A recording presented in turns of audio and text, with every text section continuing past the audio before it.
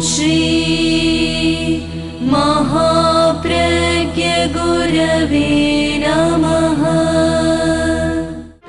जिसके सांसों में रहता है शाश्वत शांति का स्पंदन, उस महाप्रज्ञ को वंदन, उस महाप्रज्ञ को वंदन। सत्य अहिंसा अनेकांत को अर्पित जिसका तन मन, उस महाप्रज्ञ को वंदन, उस महाप्रज्ञ को वंदन। जिसके सांसों में रहता है शाश्वत शांति का स्पंदन, उस महाप्रज्ञ को वंदन, उस महाप्रज्ञ को वंदन।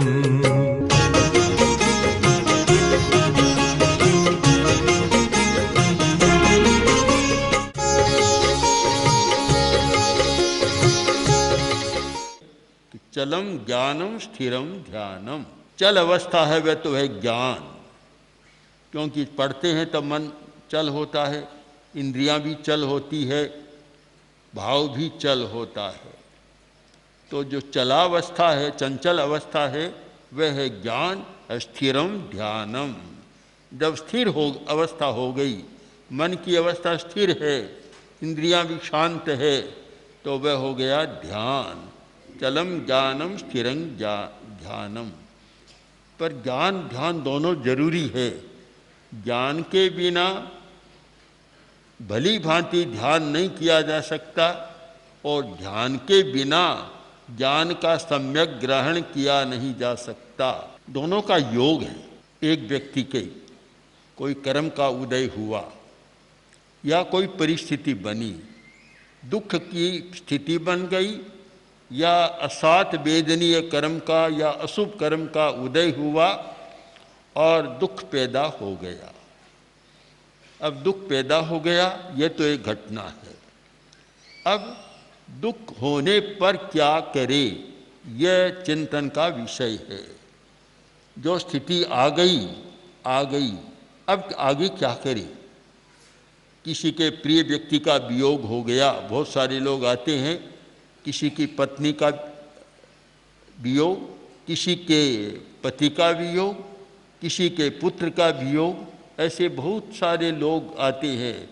और किसी का यह है कि धंधा ठीक नहीं चल रहा है, दुकान ठीक नहीं चल रही है, तो समस्याएं तो बहुत सारी आती है। अब समस्या के आने पर मनस्थिति कैसी रहे, यह एक चिंतन का विषय है। मनस्थिति पर ध्यान दें।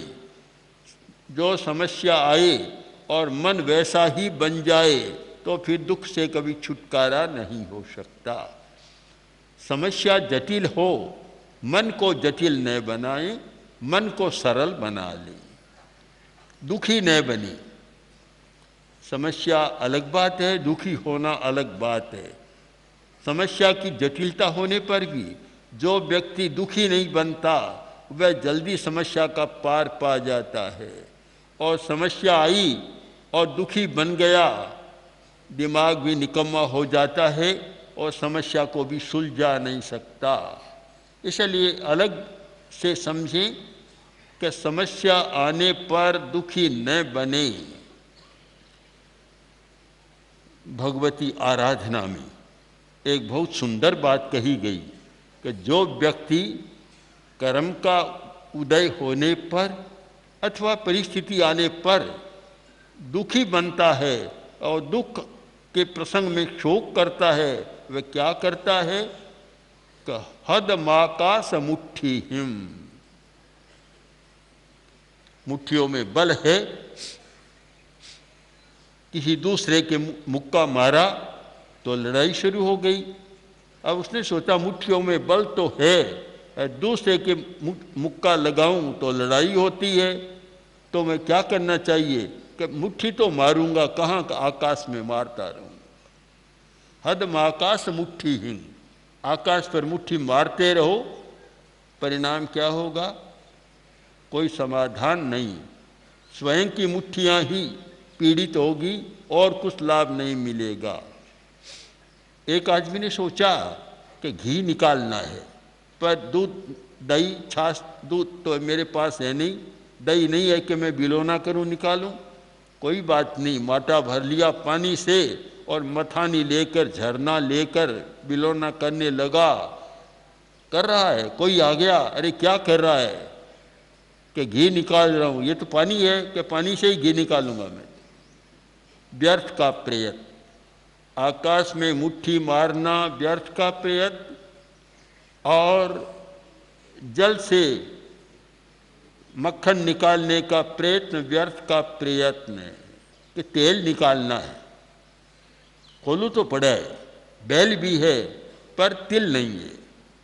तो कोल्हू की घानी में उसमें रेत भर काफ़ी डाल दी और पेरना शुरू किया।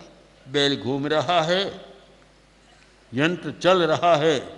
किसी ने देखा कि क्या कर रहा है, कि तेल निकाल रहा हूँ। अरे ये तो धूल पड़ी है भीतर, तो तिल नहीं है। कि देखो यही तो है, नई बात करके दिखाऊंगा। कहता व्यर्थ का प्रयत्न, आकाश में मुट्ठी मारना और जल से घी निकालना और बालू से तेल निकालना जैसे व्यर्थ का प्रयत्न है, वैसे ही समस्या आने पर या कर्म का विपाक आने पर, उदय आने पर दुखी होना भी व्यर्थ है। अगर तुम दुखी बनोगे तो कर्म के लिए बहुत अच्छा है। बहुत अच्छा है कि तुम्हें दुखी बनाकर कर्म भी शायद मन में राजी होता होगा कि मैं सफल हो गया।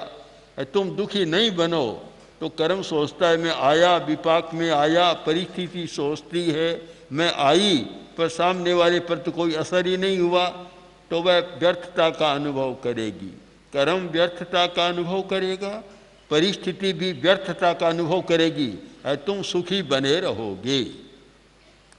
इस स्थिति का निर्माण कब हो सकता है? कि जब मन की चंचलता कम हो जाए, ज्ञान और ध्यान का योग हो जाए।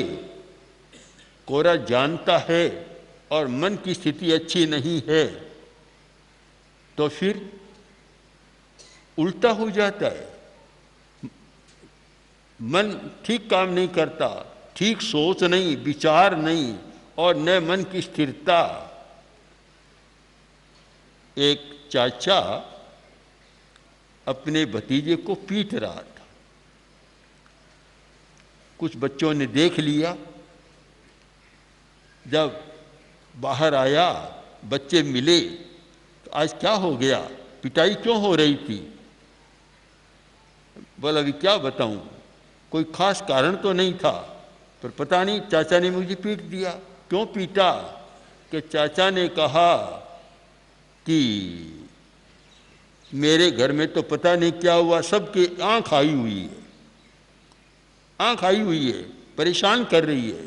तो मैंने कह दिया कि मैं प्रभु से प्रार्थना करूंगा कि आंख आई है तो आंख चली जाए। चाचा ने मेरी पिटाई कर दी। इतना चंचल है कि जानता नहीं कि क्या कहना चाहिए, ज्ञान भी सम्यक नहीं है, क्या कहना चाहिए ज्ञान भी अच्छा नहीं है। तो हमारा ज्ञान, ग्रहण, अवग्रह वह भी सम्यक होना चाहिए और उसके आधार पर वाणी का प्रयोग भी सम्यक होना चाहिए कि क्या कहना चाहिए। तो ज्ञान बहुत जरूरी है। हम हर स्थिति को सही ढंग से जाने, यथार्थ में जाने और उसका यथार्थ में प्रयोग करें। ज्ञान बहुत आवश्यक है। कुछ लोग कहते हैं कि हम तो ध्यान करें, हमें ज्ञान की जरूरत नहीं है, स्वाध्याय नहीं करते। प्रेक्षा ध्यान के शिविर में थोड़ा थोड़ा स्वाध्याय भी किया जाता है। कुछ लोग शिविर में बिल्कुल बोलना पसंद नहीं करते और स्वाध्याय नहीं करते। अपना अपना मत हो सकता है, पर हमने जहाँ तक चिंतन किया कि ध्यान के साथ स्वाध्याय अवश्य चलना चाहिए। और आगम का साक्ष्य हमारे साथ है कि ध्यान किया और जब ध्यान से निवृत्त हो तो फिर अनुप्रेक्षा करे। ध्यान और अनुप्रेक्षा अनुप्रेक्षा स्वाध्याय का प्रकार हो जाता है। अनुप्रेक्षा करे, ध्यान में जो सच्चाई आई उसको कैसे ग्रहण करना, कैसे स्थिर बनाना, उसके लिए अनुप्रेक्षा जरूरी है। और जैन योग के आचार्यों ने अथवा हठ योग आदि के आचार्यों ने एक बात पर बल दिया हमेशा कि स्वाध्याया ध्यान मध्यास्ताम, ध्यानात् स्वाध्याय मत्स्यताम, ध्यान स्वाध्याय संपत्त्या परमात्मा प्रकाशयेत्। स्वाध्याय से ध्यानम अध्यास्ताम, ध्यान का अध्यास करो, यानी ध्यान को आत्मसात करो। स्वाध्याया ध्यान मामनेत, और स्वाध्याय करते थक जाओ तो फिर ध्यान शुरू कर दो। इस प्रकार ध्यान और स्वाध्याय दोनों के द्वारा परम आत्मा का प्रकाश मिलता है। आत्मा तुम्हारे पास है, पर परमात्मा की अवस्था अभी नहीं है। आत्मा की परम अवस्था वह ध्यान और स्वाध्याय के द्वारा प्राप्त होती है। अभी तो निम्न कोटि तो क्यों कहूँ, पर निचले स्तर पर आत्मा की अवस्था प्राप्त है। तो स्तर अभी नीचे का है, परम का स्तर नहीं है। या तो मध्यवर्ती स्तर है या जगन्य स्तर है चेतना का। तो जगन्य स्तर में, चेतना के जगन्य स्तर में प्रकाश नहीं मिलता,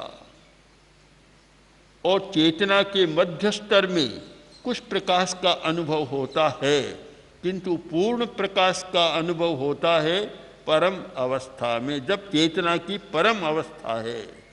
इसीलिए का परमात्मा प्रकाशते, वहाँ परमात्मा का प्रकाश होता है।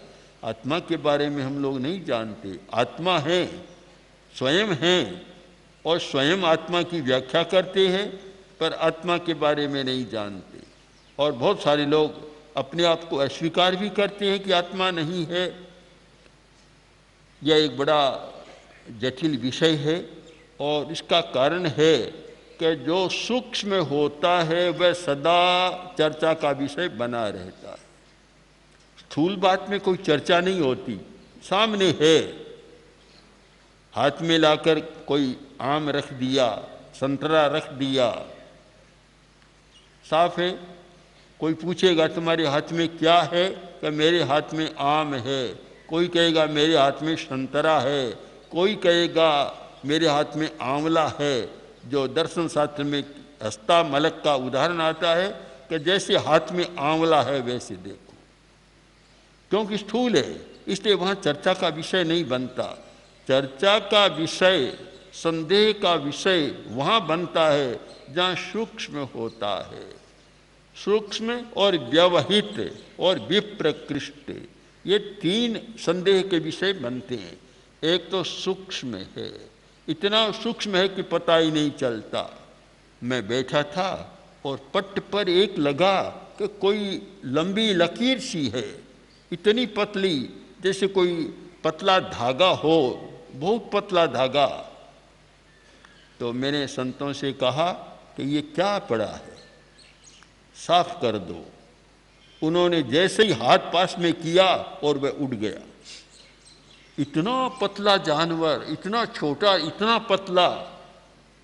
अब सूक्ष्म है तो वहाँ संदेह होता है। हमने समझा धागा, निकला जीव, कारण सूक्ष्म था।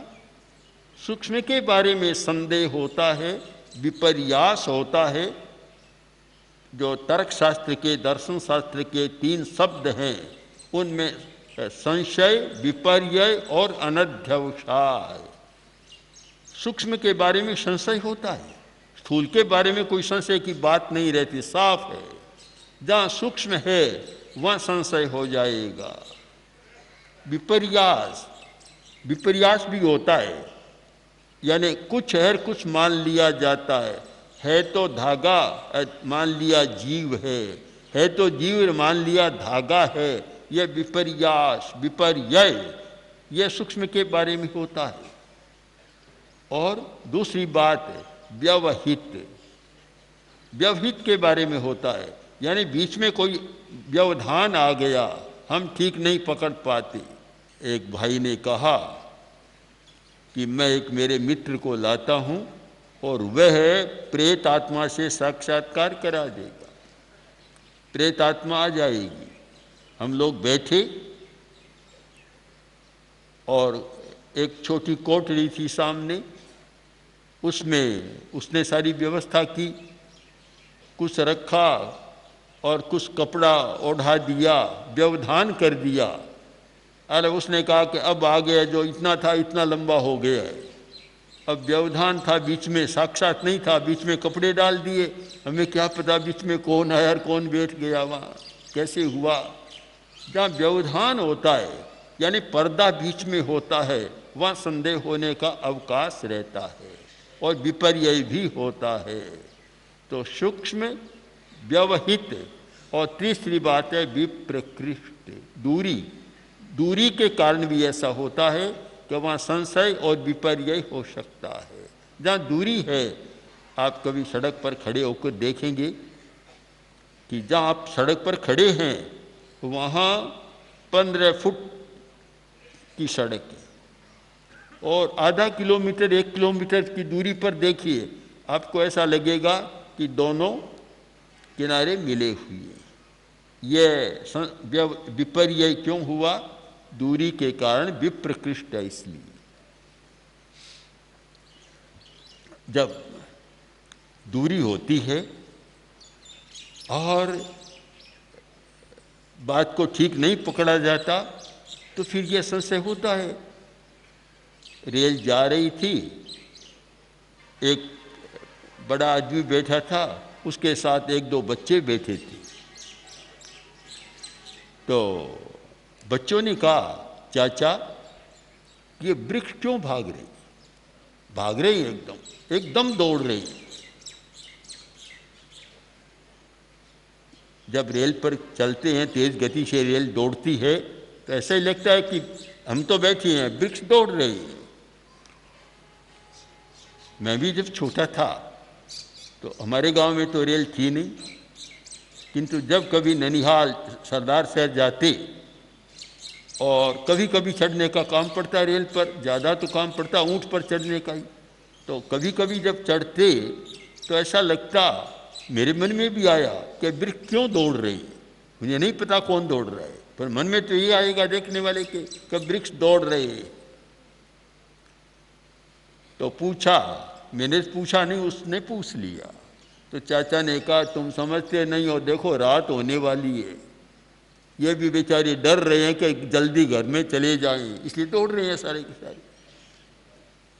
ये सारे क्यों होते हैं? संशय, विपर्य कि विप्रकर्ष के कारण, दूरी के कारण हम साक्षात संपर्क नहीं कर रहे हैं, इसलिए ये संदेह होता है। तो ये तीनों बातें होती है, संशय, विपर्य और अनध्यवसाय, जिसको हम ध्यान से नहीं देखते। तो ये सब होता है मन की चंचल अवस्था में, ऐसा सब होता है। जब हमारे मन की स्थिति ठीक होती है, एकाग्रता होती है, तो फिर ये न संशय होता और न विपर्य होता, विपरीत ग्रहण नहीं होता। यह विपरीत ग्रहण सारी चंचलता की अवस्था में होता है, संदेह भी चंचलता की अवस्था में होता है। इसलिए कोरे ज्ञान पर नहीं, ज्ञान के बाद एक अवस्था है ध्यान की, हम ध्यान पर विचार करें। ध्यान करना है यानी एकाग्रता करनी है। एकाग्रता करेंगे तो पहले स्थिरता करनी होगी। एकाग्रता ऐसे नहीं सकती, जब तक आपका शरीर चंचल है, एकाग्रता पूरी नहीं होगी मन की। मन को एकाग्र करने के लिए शरीर को स्थिर करना जरूरी है, जिसका नाम है कायोत्सर्ग, और इंद्रियों की प्रवृत्ति का निरोध करना भी जरूरी है, जिसका नाम है प्रतिसंलीनता, इंद्रिय प्रतिसंलीनता। ध्यान के लिए ये पृष्ठभूमि बनाना जरूरी है कि पहले शरीर स्थिर हो। अगर आपका शरीर चंचल है तो मन की चंचलता नहीं मिटेगी, क्योंकि मन को जो चंचलता की सामग्री चाहिए उसकी सप्लाई कौन कर रहा है? शरीर कर रहा है। और शरीर स्वयं चंचल है, तो वह चंचलता की सप्लाई करता रहेगा और मन भी चंचल रहेगा। जब शरीर स्थिर हो गया, हमने प्रयत्न पूर्वक, अभ्यास पूर्वक शरीर को बिल्कुल स्थिर बना दिया, और स्थिर भी ऐसा अडोल पर्वत की भांति अडोल बना दिया, तो फिर जो सप्लाई की लाइन थी वह कट गई। यानी मन को जो पुद्गल की सामग्री चाहिए थी उसका रास्ता बंद हो गया। और जब सप्लाई की लाइन कट जाती है तो राशन नहीं पहुंचता, और राशन नहीं पहुंचता तो अपने आप समस्या सुलझ जाती है। तो मन को भी राशन नहीं मिल रहा है, यानी जो चंचलता के लिए सामग्री चाहिए वह मिलनी बंद हो गई। इसलिए ध्यान से पहले, मन की एकाग्रता से पहले शरीर की स्थिरता बहुत जरूरी है। हमारा ऐसा अभ्यास हो जाए, काय गुप्ती, एक नाम है काय गुप्ती, ऐसा अभ्यास हो जाए कि घंटा भर तक ऐसे बैठे जैसे प्रतिमा है, हिलना डुलना कहीं नहीं। अगर ये सज जाए तो ध्यान अपने आप आ जाए, अपने आप मन एकाग्र बन जाएगा। सबसे पहले ध्यान देना है शरीर की स्थिरता पर। मन को सीधा पकड़ने का प्रयत्न मत करो। लोग आते हैं, कहते हैं मन चंचल बहुत है, ऐसा कोई बताओ कि चंचलता मिट जाए। इतना सीधा होता तो हम भी कभी कर लेते, इतना सीधा नहीं है। उससे पहले 2-3 बातों पर विचार करना है। पहली बात तो यह है कि शरीर कितना स्थिर रहता है, हमारी काय गुप्ती कितनी अच्छी होती है। दूसरी बात, हमारा श्वास कैसे चल रहा है, श्वास पर ध्यान देना जरूरी है। शरीर की स्थिरता और श्वास दीर्घ लंबा श्वास, छोटा श्वास लेगा तो मन एकाग्र नहीं हो सकेगा, मन की चंचलता बढ़ती रहेगी। छोटा श्वास होता है उस समय मन की चंचलता भी रहती है, क्रोध आदि कसायों को, आवेशों को प्रकट होने का मौका भी छोटे श्वास की स्थिति में मिलता है। जब श्वास लंबा है, दीर्घ है, क्रोध भी नहीं आएगा, पहले डर कर भाग जाएगा, आएगा नहीं। तो दो बातों पर ध्यान देना, पहले कि शरीर स्थिर और श्वास प्रलंब, लंबा दीर्घ श्वास और शांत श्वास, दोनों की साधना आपने कर ली। शरीर को स्थिर करने का अभ्यास कर लिया और दीर्घ श्वास का अभ्यास कर लिया,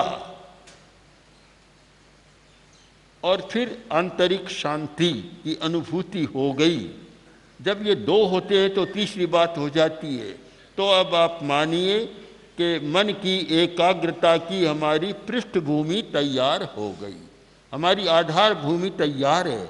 अब हम मन को एकाग्र करने का प्रयत्न करें अथवा मन को एकाग्र करने का अभ्यास करें। इस प्रक्रिया को समझ लें तो मन की एकाग्रता साधने में और मन की चंचलता को कम करने में आपको सफलता मिल सकती है। मूल रहस्य है काया की स्थिरता, जिसे जैन योग में कहा गया कायिक ध्यान। जैन परिभाषा में, जैन योग में ध्यान के 3 प्रकार माने गए, कायिक ध्यान, वाचिक ध्यान और मानसिक ध्यान। ये कायिक ध्यान है। जब तक कायिक ध्यान सिद्ध नहीं होता, मानसिक ध्यान अच्छा नहीं होता, और जब तक वाचिक ध्यान भी अच्छा नहीं होता, मानसिक ध्यान अच्छा नहीं होता। क्रम से चले कायिक ध्यान की साधना, वाचिक ध्यान की साधना जो मौन आदि हैं, और फिर मानसिक ध्यान की साधना। इस क्रम से चले तो निष्कर्ष में आपको यही आना है कि ध्यान और स्वाध्याय दोनों के द्वारा परम आत्मा का प्रकाश करना है। केवल ज्ञान से भी नहीं, केवल ध्यान से भी नहीं। अपवाद की बात छोड़ दें, कभी कभी कोई हो सकता है, पर सामान्य आनुपातिक नियम नहीं है। आनुपातिक नियम यह है कि स्वाध्याय और ध्यान दोनों के द्वारा हम परम आत्मा का प्रकाश करें और परम चेतना की अवस्था का अनुभव करें। ओम आरहम। ओम श्री महाप्रज्ञ गुरवे नमः। ओम श्री महाप्रज्ञ गुरवे नमः। ओम श्री महाप्रज्ञ गुरवे